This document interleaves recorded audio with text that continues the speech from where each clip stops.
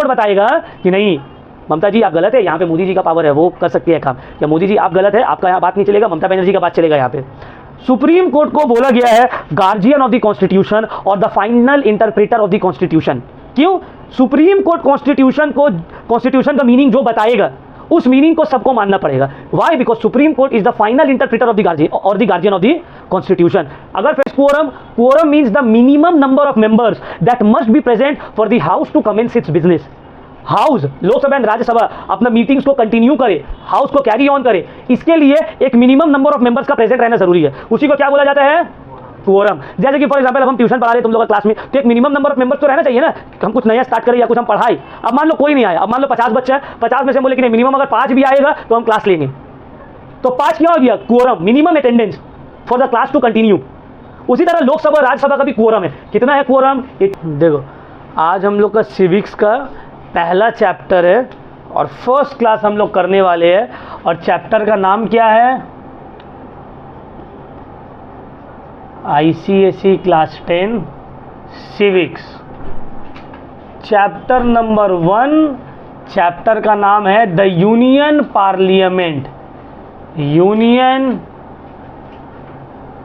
Parliament. तो देखो what is a parliament, सबको मीनिंग पता होना चाहिए। पार्लियामेंट का मतलब क्या है? What is a parliament?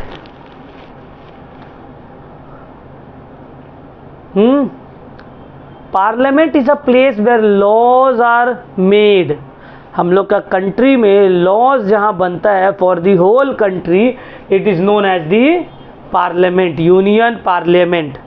ठीक है, तो यूनियन पार्लियामेंट का मतलब the place where laws are made. Laws जहां पे बनता है उसको हम लोग क्या बोलते हैं? उसको हम लोग बोलते हैं यूनियन पार्लियामेंट। अब हम लोग के इंडिया में पार्लियामेंट का 2 हाउसेज है। यूनियन पार्लियामेंट में जो पार्लियामेंट है अपना इंडियन पार्लियामेंट, उसका 2 हाउस है। 2 हाउस है मतलब एक है लोकसभा और दूसरा है राज्यसभा। ठीक है, एक क्या है? लोकसभा और एक क्या है? राज्यसभा। क्लियर हो गया पॉइंट? तो हम लोग आज इसी के बारे में पढ़ने वाले हैं। यूनियन पार्लियामेंट का कितना हाउसेज है, क्या उसका मेंबर्स का क्वालिफिकेशन है, कैसे मेंबर्स बन सकते हैं, सब कुछ पढ़ेंगे हम लोग ये चैप्टर में। तो चैप्टर स्टार्ट करते हैं हम लोग। What is parliament? Parliament is a place where laws are made for the entire country.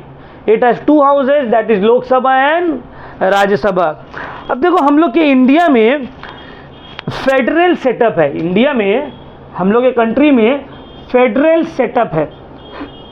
Federal government बोलो या फेडरल सेटअप बोलो, क्या मतलब है फेडरल गवर्नमेंट का? हम लोग जो स्टेट में रहते हैं वो स्टेट का अपने गवर्नमेंट है और पूरा कंट्री के लिए एक गवर्नमेंट होता है। तो एक आदमी एक वक्त में उसके ऊपर 2 गवर्नमेंट एडमिनिस्टर कर रहा है। हम लोग कौन से स्टेट में रहते हैं? वेस्ट बंगाल। हम लोग का वेस्ट बंगाल का गवर्नमेंट कौन है? टीएमसी लीडिंग पार्टी है, यहाँ पे रूलिंग पार्टी है, लेड बाय ममता बनर्जी जो कि हम लोग के यहाँ की सीएम है। At the same time West Bengal is in India. तो इंडिया में कौन पार्टी एडमिनिस्टर कर रहा है, रूल कर रहा है? BJP, which is led by Narendra Modi, who is the prime minister of the whole country. तो हम लोग एक टाइम में टीएमसी भी हम लोग के ऊपर रूल कर रहा है और बीजेपी भी हम लोग को रूल कर रहा है। ये जो डबल फॉर्म ऑफ गवर्नमेंट है इसी को बोला जाता है फेडरल गवर्नमेंट या बोला जाता है फेडरल सेटअप। क्या बोलते हैं हम लोग इसको? फेडरल गवर्नमेंट या फेडरल सेटअप। तो what is federal setup? Federal setup involves dual government, that is the state government and the national government. Clear हो गया पॉइंट? अब देखो यहाँ पे जब दोनों गवर्नमेंट है तब तो लड़ाई झगड़ा हो सकते हैं। ममता बनर्जी और मोदी में लड़ाई हो सकता है। ममता बनर्जी बोलेगी तुम बंगाल में कुछ नहीं बोलोगे, जो करेंगे हम करेंगे। मोदी बोलेगा नहीं हम तो पूरा पीएम, हम पूरा इंडिया के लिए पीएम है, मेरा बात पूरा इंडिया में चलना चाहिए। तो होता है ना, लड़ाई झगड़ा हो सकता है ना। तो जब डबल गवर्नमेंट है, डुअल सेट ऑफ गवर्नमेंट है, तो वहाँ पे लड़ाई झगड़ा होने का बहुत हायर चांसेस है।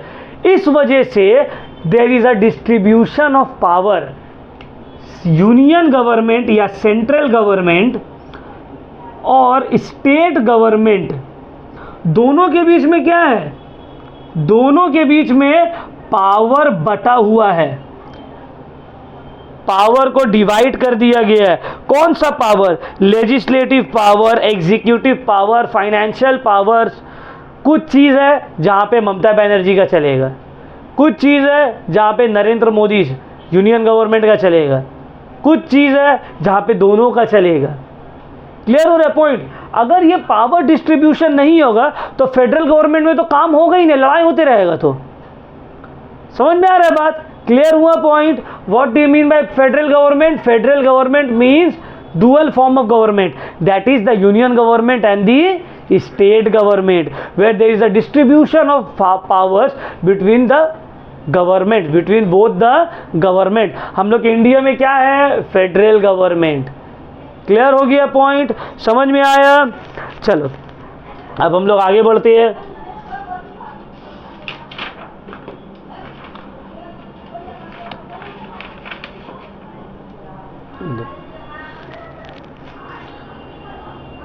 अगर कोई बात को लेकर मोदी और ममता बनर्जी दोनों में लड़ाई हो गया, स्टेट गवर्नमेंट और सेंट्रल गवर्नमेंट में लड़ाई हो गया, बोलेगा नहीं हम जो बोल रहे हैं ये मेरा पावर में आता है, वो बोलेगा नहीं ये मेरा पावर में आता है, दोनों में लड़ाई झगड़ा चालू, तो कैसा फैसला होगा?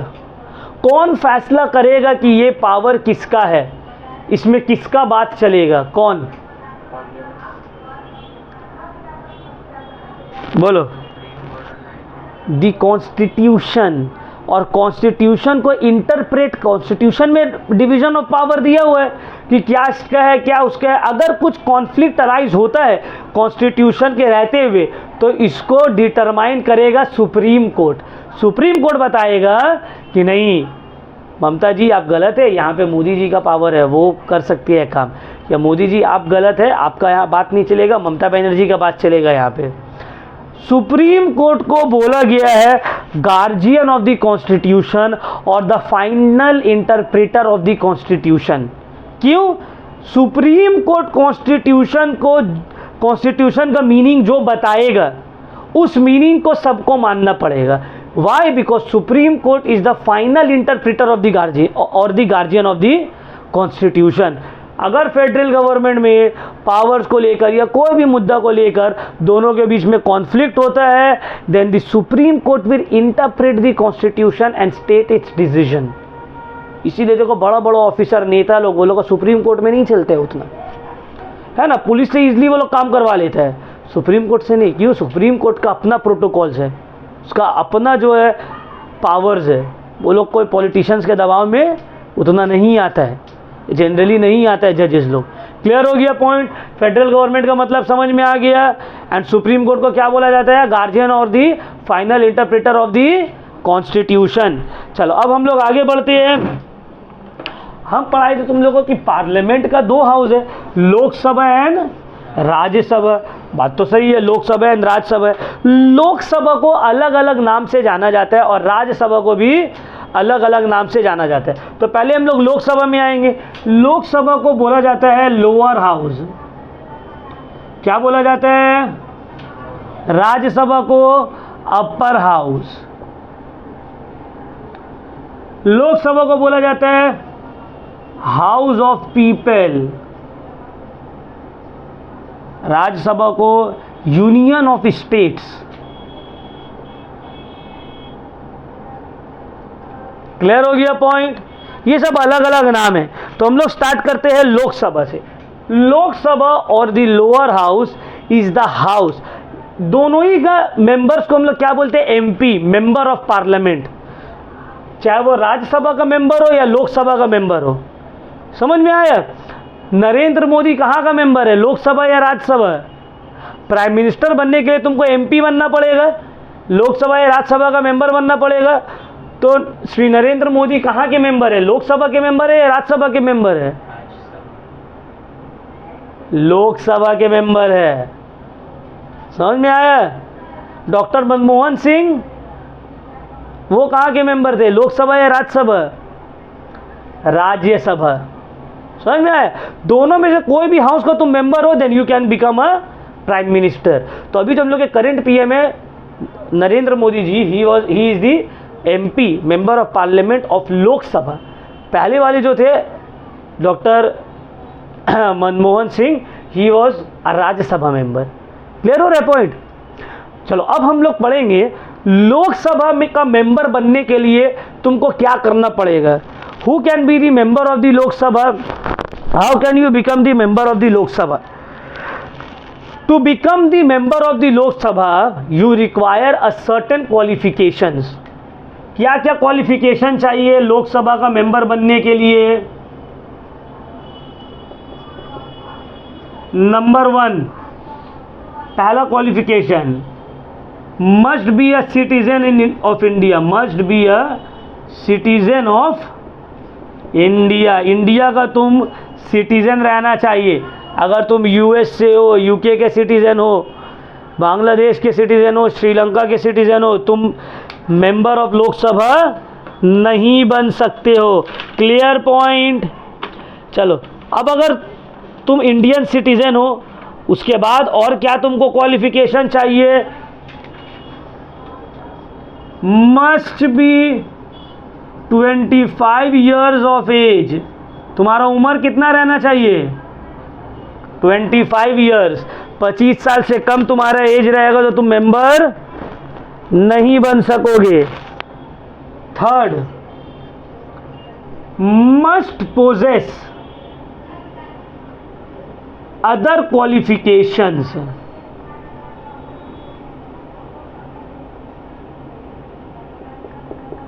डिटरमाइंड बाय पार्लियामेंट, मतलब ये दो तो बेसिक है, बाकी और पार्लियामेंट जो टाइम टू टाइम लॉ बनाएगा उस लॉ के अकॉर्डिंगली आप एलिजिबल रहना चाहिए। जैसे कि फॉर एग्जांपल अभी लॉ है must not hold any office of profit.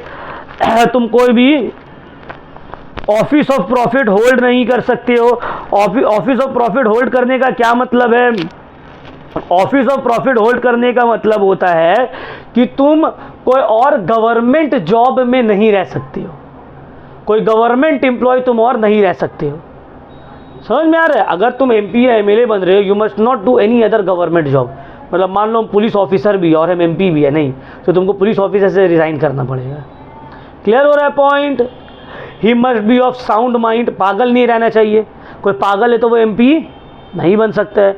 मान लो आगे चल के कोई और क्वालिफिकेशन, अच्छा एक और है, he must not be bankrupt, bankrupt नहीं रहना चाहिए। अगर वो बैंकरप्ट है तो भी वो मेंबर नहीं बन सकता है। जो इसका क्वालिफिकेशन है सेम राज्यसभा का भी क्वालिफिकेशन है। एक डिफरेंस है, यहां एज कितना है? 25 यहां पे है बस। राज्यसभा का मेंबर अगर आपको बनना है तो आपका एज मिनिमम 30 रहना चाहिए, बाकी पूरा सेम है। क्लियर हो गया point? Qualification must be a citizen of India, must be at least 25 years of age, must possess other qualification as determined by parliament from time to time. ठीक है, क्लियर हो गया? ये सब अगर आपके पास क्वालिफिकेशन है then you can become a member of the Lok Sabha. And at the same time एक और क्वालिफिकेशन यहां पे याद रखना है, must be a registered voter, must be a registered voter in India. India में कोई भी कॉन्स्टिट्यूएंसी में तुम रजिस्टर्ड वोटर रहनी चाहिए। ऐसे नहीं कि तुम जो कॉन्स्टिट्यूएंसी से लड़ रहे हो वही कॉन्स्टिट्यूएंसी का, फॉर एग्जांपल अगर हमको जो है बंगाल से लड़ना है तो बंगाल का, फॉर एग्जांपल हम कोलकाता से लड़ रहे हैं, नॉर्थ कोलकाता से, तो नॉर्थ कोलकाता का ही हम मेंबर रहे, वोटर रहे, ज़रूरी नहीं है। हो सकता है मेरा वोटर आईडी कार्ड जो है वो मुर्शिदाबाद का तो भी चलेगा, बट वोटर आईडी कार्ड रहना चाहिए। ये सब क्वालिफिकेशन अगर आप पोजेस करते हो then you are eligible to become, you will not, ऐसे नहीं कि तुम क्वालिफिकेशन हो तुम मेरे पास तो सब क्वालिफिकेशन है हमको एमपी बना दीजिए, नहीं, तुम एलिजिबल हो एमपी बनने के लिए, इलेक्शन लड़ो। क्लियर हो गया? तो समझ में आ गया क्वालिफिकेशन। चलो नेक्स्ट हम लोग आते हैं टर्म ऑफ ऑफिस। अगर आप बन गए राज्यसभा या लोकसभा का मेंबर, तो आपका टर्म ऑफ ऑफिस क्या रहेगा? अगर आप लोकसभा का मेंबर बनते हैं तो आपका टर्म रहेगा 5 इयर्स, और अगर आप राज्यसभा का मेंबर बनते हैं तो आपका टर्म रहेगा 6 इयर्स। Clear point? लोकसभा का मेंबर बनते हैं तो टर्म ऑफ ऑफिस क्या, कितने साल तक आप मेंबर रहिएगा? और राज्यसभा का रहेगा तो 6 इयर्स। क्लियर हो गया पॉइंट? समझ में आया? चलो, टर्म ऑफ ऑफिस भी हो गया, क्वालिफिकेशन ऑफ मेंबर्स भी पढ़ लिए हम लोग। अब हम लोग आएंगे जो कि मोस्ट इंपॉर्टेंट है, composition of the Lok Sabha and the Rajya Sabha. Composition of the Lok Sabha and the Rajya Sabha. Composition, कितना मेंबर है, कैसे करके क्या क्या है, सब सीखेंगे हम लोग। लोकसभा में मैक्सिमम मेंबर्स जो हो सकता है, ध्यान से समझ लो, लोकसभा में मैक्सिमम जो मेंबर्स अलाउड है वो है 552 मेंबर्स। कितना? 500 ये 552 में 550 जो होंगे वो होंगे elected members, 550 elected members and 2 member nominated रहेंगे। कौन नॉमिनेट करेगा इनको? इनको नॉमिनेट करेंगे प्रेसिडेंट ऑफ इंडिया। किसको नॉमिनेट कर सकते हैं president of India? Members of the Anglo Indian community. Anglo Indian community को अगर प्रेसिडेंट को लगे कि ये कम्युनिटी को रिप्रेजेंटेशन नहीं मिल पा रहा है पार्लियामेंट में, तो एंग्लो इंडियन कम्युनिटी के कोई भी 2 मेंबर को चाहे तो प्रेसिडेंट नॉमिनेट कर सकते हैं। बाकी 550 मेंबर्स कैसे होंगे? इलेक्शन के थ्रू आएंगे, डायरेक्ट इलेक्शन होगा, हम लोग और तुम लोग वोट करेंगे और वो वोटिंग के थ्रू ये लोग अपने अपने कॉन्स्टिट्यूएंसी से जीत कर आएंगे। समझ में आ रहा है? क्लियर हो गया पॉइंट? तो मैक्सिमम अलाउड मेंबर कितना है लोकसभा में? करेंटली 552। ये 552 में 550 हो जाएंगे इलेक्टेड मेंबर, 2 हो जाएंगे नॉमिनेटेड मेंबर्स। अब ये तो मैक्सिमम हो गया। करंट क्या सिचुएशन है? करेंटली क्या हालत है? करेंटली लोकसभा में जो मेंबर है वो है 545, जिसमें से 543 इलेक्टेड मेंबर है और 2 मेंबर जो है वो नॉमिनेटेड है। करेंटली कितना मेंबर है लोकसभा में?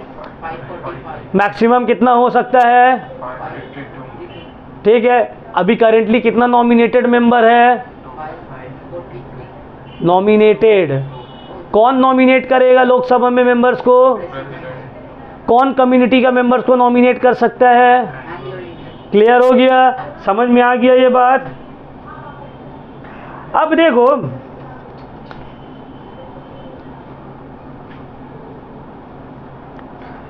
$552 जो मेंबर था, ये 552 में 530 जो है ना, ये स्टेट्स से आएगा, अलग अलग स्टेट्स। तो रिमेनिंग क्या स्टेट से नहीं आएगा? रिमेनिंग जो 20 है वो यूटी से, यूनियन टेरिटरी। यूनियन टेरिटरी और स्टेट्स का डिफरेंस तो आप लोग जानते होंगे। यूनियन टेरिटरी मतलब जहाँ पे चीफ मिनिस्टर का पूरा पावर नहीं रहता है, यूनियन गवर्नमेंट उसको एडमिनिस्टर करता है, पावर यूनियन गवर्नमेंट के पास ज़्यादा रहता है। जैसे कि जम्मू एंड कश्मीर हो गया, अब लद्दाख हो गया, ये सब क्या यूनियन टेरिटरीज है। पौंडीचेरी हो गया, अंडमान एंड निकोबार आइलैंड हो गया, these are all what are they are all union territories. तो 552 जो मैक्सिमम मेंबर्स है उसमें से 530 स्टेट से रहेगा, वेस्ट बंगाल, बिहार, पंजाब, हरियाणा, राजस्थान, यूपी सब मिलाकर, और 20 जो है वो यूटी, यूनियन टेरिटरीज। क्लियर हो गया पॉइंट? समझ में आए? तो ये नंबर्स याद रखना है, नंबर्स एग्जाम में आता है।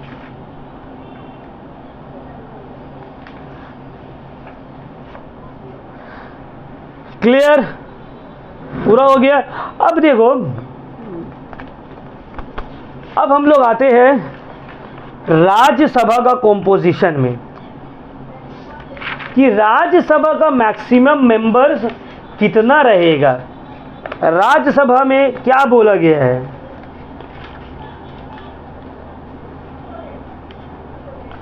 राज्यसभा के बारे में बोला गया है कि आपका मैक्सिमम मेंबर जो है वो 250 रहना चाहिए। मैक्सिमम कितना रहेगा? 250 मेंबर्स आपका रहना चाहिए। और ये जो 250 है इसमें भी दो कैटेगरी रहेगा। एक रहेगा 12 जो नॉमिनेटेड रहेगा, और दूसरा है 238 जो कि इलेक्टेड रहेगा। नॉमिनेट कौन करेगा? प्रेसिडेंट। कौन सा कम्युनिटी का? कोई कम्युनिटी का नहीं। राज्यसभा में एंग्लो इंडियन कम्युनिटी का नॉमिनेट नहीं होता है। राज्यसभा में प्रेसिडेंट 12 मेंबर्स को नॉमिनेट करता है, those who have experience in literature, science, arts and social service. अब जैसे कि गवर्नमेंट को साइंस से रिलेटेड कोई बिल पास करना है तो कोई साइंटिस्ट रहना चाहिए ना। आर्ट से रिलेटेड, स्पोर्ट्स से रिलेटेड कुछ बिल पास करना है, कुछ अच्छा करना है तो कोई एक्सपर्ट रहना चाहिए ना। तो प्रेसिडेंट राज्यसभा में 12 मेंबर को नॉमिनेट करते हैं, those who are experts in the field of science, art, literature and social service. किसमें? Science, art, literature, social service. 12 member को प्रेसिडेंट नॉमिनेट करेंगे। 230 क्या होंगे? इलेक्टेड होंगे। लेकिन ये डायरेक्ट इलेक्शन नहीं होगा, हम और तुम मिलके इलेक्ट नहीं करेंगे। तो राज्यसभा मेंबर्स को कौन इलेक्ट करेगा? स्टेट्स का जो एमएलएज है ना, हर स्टेट में एमएलएज रहता है, लेजिस्लेटिव असेंबली रहता है। 9 में हम लोग पढ़े, 8 में जूनियर क्लासेस में पढ़े हम लोग लेजिस्लेटिव असेंबली, विधानसभा। तो एमएलएज लोग जो रहते हैं हम लोग के स्टेट के, वो स्टेट से इलेक्ट किया जाता है राज्यसभा का मेंबर्स को। हम लोग एमएलएज लोग को इलेक्ट किए, अब एमएलएज लोग इलेक्ट करेगा राज्यसभा का मेंबर्स को। लोकसभा का मेंबर्स को हम लोग जाकर वोट करते हैं, राज्यसभा का मेंबर्स को हम और तुम वोट, डायरेक्ट इलेक्शन नहीं होता है, इनडायरेक्ट इलेक्शन होता है। They are elected by the members of the state legislative assemblies. Clear हुआ पॉइंट? समझ में आया? तो ये तो हो गया मैक्सिमम नंबर, कि मैक्सिमम जो है इतना रहेगा। ठीक है। प्रेजेंट क्या हाल है राज्यसभा का? प्रेजेंटली राज्यसभा का कितना मेंबर है? प्रेजेंट में राज्यसभा के पास 245 मेंबर्स हैं, जिसमें से 12 नॉमिनेटेड है और 228 बचा ना। कितना है? 245 से 12 जाओ, 233 इलेक्टेड रहेगा। क्लियर हो गया पॉइंट? तो प्रेजेंटली राज्यसभा का स्ट्रेंथ है 245, जिसमें से 12 नॉमिनेटेड है और 30 इलेक्टेड है। क्लियर हो गया पॉइंट? अब देखो, हर स्टेट को सीट्स असाइन किया गया है कि आपके स्टेट से लोकसभा का इतना मेंबर रहेगा, राज्यसभा से इतना मेंबर रहेगा। और ये कौन से बेसिस पे असाइन किया गया है? पॉपुलेशन के बेसिस पे। जो स्टेट में ज़्यादा पॉपुलेशन, वो स्टेट्स में ज़्यादा लोकसभा और राज्यसभा का सीट। तो सबसे ज़्यादा सीट लोकसभा का और राज्यसभा का कौन से स्टेट में है? क्या लगता है आप लोगों को? यूपी। बहुत अच्छा। उत्तर प्रदेश, बिकॉज उत्तर प्रदेश का पॉपुलेशन सबसे ज़्यादा है। लगभग 31 राज्यसभा सीट्स है यूपी में, और लोकसभा सीट जो है वो 80 है यूपी में, सबसे हाईएस्ट लोकसभा सीट। और कम में बोले तो बहुत सारा है, सिक्किम हो गया, नागालैंड हो गया, मिजोरम हो गया, ये सब में एक एक। तो ये ऐसे एग्जाम में कोई ज़रूरी नहीं पूछ लेगा, याद रखना highest Lok Sabha and Rajya Sabha seat जो है वो उत्तर प्रदेश में। क्लियर हो गया पॉइंट? सीट्स असाइंड कौन से बेसिस पे होता है? Seats are assigned on the basis of the population of the states. UP में सबसे ज़्यादा पॉपुलेशन, तो यूपी में सबसे ज़्यादा सीट्स। Clear point? कोई डाउट यहाँ तक? पूरा क्लियर है? चलो एक बार रिवीजन कर लेते हैं। लोकसभा में मैक्सिमम कितना मेंबर होंगे? 552। राज्यसभा में मैक्सिमम कितना मेंबर होंगे? 250। प्रेजेंटली लोकसभा में कितने मेंबर हैं? लोकसभा 5 4। राज्यसभा में प्रेजेंटली कितने मेंबर है? 245। लोकसभा में कितना मेंबर्स को नॉमिनेट किया जा सकता है? 2। राज्यसभा में कितना मेंबर्स को नॉमिनेट किया जा सकता है? क्लियर हो गया? यहां तक कोई डाउट? चलो अब देखो, जब सभा है, असेंबली है, पार्लियामेंट है, तो पार्लियामेंट दोनों हाउसेस को चलाने के लिए तो कोई चाहिए ना। लोकसभा का जो प्रिसाइडिंग ऑफिसर रहता है, प्रिसाइडिंग ऑफिसर जो हाउस को रन करेगा, क्लास का मॉनिटर, बोले तो क्लास का मॉनिटर, तो दोनों क्लास में एक एक मॉनिटर है। लोकसभा में जो मॉनिटर है, मॉनिटर को हम लोग बोलते हैं स्पीकर, और राज्यसभा का मॉनिटर को हम लोग बोलते हैं चेयरमैन। ये चेयरमैन कौन रहता है? ये चेयरमैन रहता है वाइस प्रेसिडेंट ऑफ इंडिया। मतलब जो भी इंडिया का वाइस प्रेसिडेंट रहेगा वो बाय डिफॉल्ट चेयरमैन बन जाएगा राज्यसभा का। जो भी वाइस प्रेसिडेंट बना वो बन जाएगा chairman of the Rajya Sabha. Speaker कैसे बनते हैं? लोकसभा का जो मेंबर्स रहता है ना, वो लोग आपस में ही एक को सिलेक्ट कर लेता है एज दी स्पीकर। 545 मेंबर्स है, ये लोग आपस में इलेक्शन करके एक मेंबर को बना देगा स्पीकर। और ये स्पीकर बहुत इंपॉर्टेंट पोजीशन है। मॉनिटर, सोचो क्लास में मॉनिटर का कितना इंपॉर्टेंस रहता है, कितना पावर रहता है उसके हाथ में। तो वही हाल है यहाँ पे स्पीकर और चेयरमैन का। क्लियर? राज्यसभा का प्रिसाइडिंग ऑफिसर कौन है? Chairman, chairman of the Rajya Sabha. He is the vice president of India. Who is the presiding officer of the Lok Sabha? Speaker. How is Rajya Sabha chairman elected? The vice president automatically becomes the chairman. Whoever is selected as the vice president of the country, he becomes the chairman of the Rajya Sabha. How is the speaker of the Lok Sabha elected? by the members among themselves. मतलब जो already Lok Sabha का member है, class का monitor बनने के लिए तो class का पार्ट रहना होगा ना। क्लास 7 का मॉनिटर बनना है तो क्लास 7 का स्टूडेंट रहना होगा ना। क्लास 5 का स्टूडेंट को 7 का मॉनिटर बनाया जाएगा? नहीं। तो वहां पे तुमको एमपी रहना होगा। He must be the member of the Lok Sabha, and member of the Lok Sabha among themselves they select the speaker. अब एक वर्ड को देखो, ध्यान रखना, ये लोग प्रिसाइड करेगा सब मीटिंग्स को। Quorum, what do you mean by quorum? Quorum, QUORUM, quorum. What is quorum? Quorum means the minimum number of members that must be present for the house to commence its business. House, Lok Sabha and Rajya Sabha अपना meetings को continue करे, house को carry on करे, इसके लिए एक minimum number of members का present रहना जरूरी है। उसी को क्या बोला जाता है? क्वोरम। जैसे कि फॉर एग्जांपल अब हम ट्यूशन पढ़ा रहे हैं तुम लोगों का क्लास में, तो एक मिनिमम नंबर ऑफ मेंबर्स तो रहना चाहिए ना। हम कुछ नया स्टार्ट करें या कुछ हम पढ़ाए, अब मान लो कोई नहीं आया, अब मान लो 50 बच्चे हैं, 50 में से हम बोले कि नहीं, मिनिमम अगर 5 भी आएगा तो हम क्लास लेंगे। तो 5 क्या हो गया? Quorum, minimum attendance for the class to continue. उसी तरह लोकसभा और राज्यसभा का भी क्वोरम है। कितना है quorum? It is 10% of the strength of the house. House का जो टोटल स्ट्रेंथ है उसका 10%। लोकसभा का 545 है तो उसका 10% हो जाता है 45.5, मतलब 55। और राज्यसभा का 24.5 है, उसका 10% हो जाता है 25।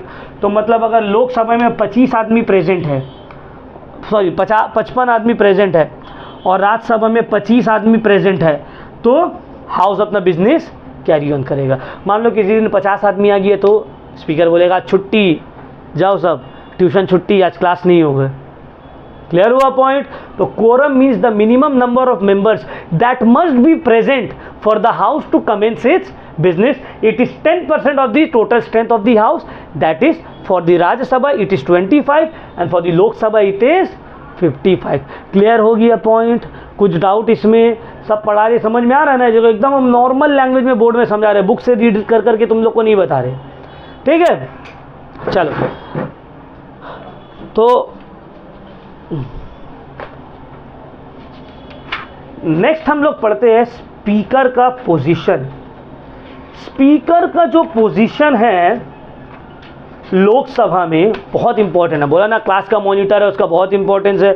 इलेक्शन तो बता दिए, the speaker is elected by the members of the Lok Sabha among themselves, ठीक है। अच्छा, स्पीकर के साथ साथ एक डेप्यूटी स्पीकर भी रहते हैं, मॉनिटर, सेकंड मॉनिटर। क्यों? क्योंकि अगर वो नहीं आए किसी दिन तो वो पार्टिसिपेट करेगा, वो मीटिंग कंडक्ट करेगा। समझ में आया बात? क्लियर हुआ? उसी तरह चेयरमैन का भी डेप्यूटी चेयरमैन रहता है। Clear point? Currently who is the speaker of the Lok Sabha? बोलो, currently who is the speaker of the Lok Sabha? Om Birla, ठीक है। ओम बिरला जो है ये हम लोग के करंट स्पीकर है लोकसभा के। समझ में आया? And currently who is the deputy chairman, sorry, who is the chairman of the vice Rajya Sabha? Rajya Sabha के करेंटली कौन चेयरमैन है? बोलो, currently who is the chairman of the Rajya Sabha? चलो एक हिंट देते हैं। अभी जो करेंटली जो राज्यसभा के चेयरमैन हैं वो हम लोगों के इंडिया के, सॉरी, वेस्ट बंगाल के गवर्नर भी रह चुके हैं। He has served as the governor of the Rajya Sabha.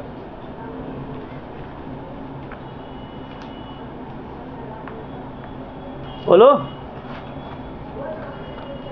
अभी जो गवर्नर है ना, उनसे पहले वो गवर्नर थे, उनका नाम है श्री जगदीश धनखड़, यही नाम है, I think, I am not sure. Jagdish Dhankhar, Dhankhar तो नाम को टाइटल याद है, जगदीश धनखड़ है आई थिंक, ठीक है। वो क्या है, ये प्रेजेंटली चेयरमैन है राज्यसभा के, जो वाइस प्रेसिडेंट है, और श्री ओम बिरला जी स्पीकर है करेंटली लोकसभा के। नाम याद रखना है ये सब। क्या नाम है चेयरमैन का?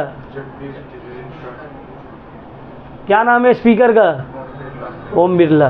क्लियर हो गया पॉइंट? चलो, आज के लिए हम लोग इतना ही करेंगे। फॉर टुडे आज के लिए हम लोग इतना ही करेंगे। नेक्स्ट क्लास में ये चैप्टर को हम लोग कंप्लीट कर लेंगे। तो चलो एक क्विक रिवीजन ले लेते हैं हम लोग, एक क्विक रिवीजन। फेडरल गवर्नमेंट का मतलब, फेडरल सेटअप का मतलब डुअल गवर्नमेंट, ठीक है। अगर डुअल गवर्नमेंट में कॉन्फ्लिक्ट होता है तो कौन सॉल्व करेगा?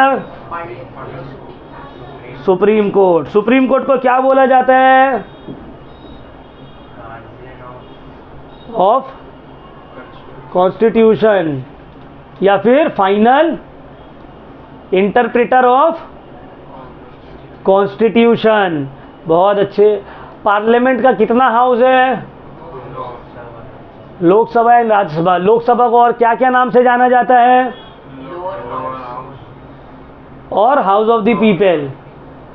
राज्यसभा को और दी यूनियन ऑफ स्टेट्स। लोक कौन सा हाउस का मेंबर डायरेक्ट इलेक्शन से इलेक्ट होता है? कौन सा इनडायरेक्ट इलेक्शन से? लोकसभा का प्रिसाइडिंग ऑफिसर का क्या नाम है? स्पीकर। राज्यसभा का चेयरमैन। लोकसभा में मैक्सिमम कितना मेंबर्स रह सकते हैं? राज्यसभा में मैक्सिमम स्ट्रेंथ क्या हो सकता है? 250। राज्यसभा में मैक्सिमम स्ट्रेंथ क्या रह सकता है? 250। लोकसभा में 552 ना। नॉमिनेटेड मेंबर लोकसभा में कितने रहेंगे? 2। कौन नॉमिनेट करेगा? कौन से, किसको नॉमिनेट करेगा? राज्यसभा में कितने मेंबर्स को नॉमिनेट किया जा सकता है? 12। किसको नॉमिनेट करेंगे? स्पोर्ट्स नहीं था। Science, literature, art and 4। Science, literature, art and social service. Maximum minimum age क्या है लोकसभा के मेंबर बनने के लिए? 25। राज्यसभा का? क्लियर हो गया? ठीक है। चलो आज हम लोग यहीं तक करते हैं, फिर नेक्स्ट क्लास में हम लोग इसको कंटिन्यू करेंगे।